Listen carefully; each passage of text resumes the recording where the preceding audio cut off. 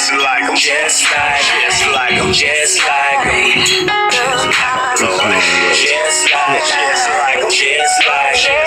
Just like them, just like them.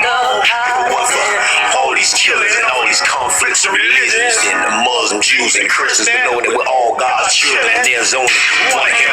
Plus, ain't none of y'all confront Him. We're so blind in our own mind, we wouldn't even know God if we confront Him. How rich is books to all your remixes to the Bible? What about a verse for thugs, curbing drugs, and survival? Let's ask some chapters named Mark, Malcolm, and Farrakhan. In all my history books, only one died was the Americans. And let's quantify who's responsible for Vietnam. And hold on, there's more. We had 2 world wars. And how come